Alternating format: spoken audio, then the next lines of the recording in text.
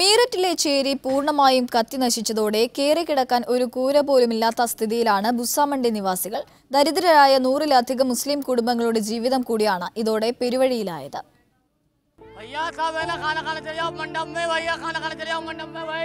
ചേരിയിലെ നിവാസികളെ ക്യാമ്പിലേക്ക് ഭക്ഷണം കഴിക്കാൻ ക്ഷണിക്കുകയാണ് ഫയാസ്.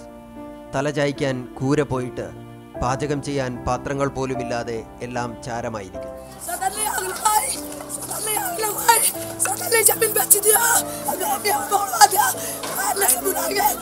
ആരൊക്കെയോ ശേഖരിച്ച വസ്ത്രങ്ങളുടെ കൂമ്പാരത്തിൽ നിന്ന് ചേരുന്നവ തപ്പിയെടുക്കുന്ന കുട്ടികൾ. चप्पल भी नहीं था पैर में, दुपट्टा भी नहीं था सर पे, सब कुछ जल गया। और जो पैसा नगद रखा हुआ था, थोड़ा थोड़ा मजदूर आदमी थे, ठेला चलाता था लड़का हमारा, वो भी. കത്തി നശിച്ച ഈ പള്ളി ഇവിടുത്തെ കുട്ടികളുടെ പള്ളിക്കൂടം കൂടിയായിരുന്നു.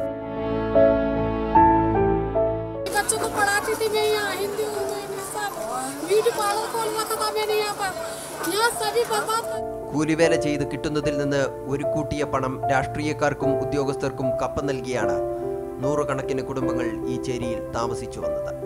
ഇപ്പോൾ സർക്കാർ ഭൂമി കയ്യേറി എന്ന കുറ്റം ചുമത്തി എല്ലാം നിമിഷനേരം കൊണ്ട് ചുട്ടുചാമ്പലാക്കി. 100-ലധികം കുടുംബങ്ങൾ താമസിക്കുന്ന കോളനിയാണ് അഗ്നിക്കിരയായത്.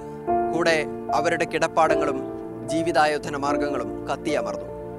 PM ഷാഫിക്കൊപ്പം മീററ്റിൽ നിന്നും PP ജെസി, മീഡിയ 1.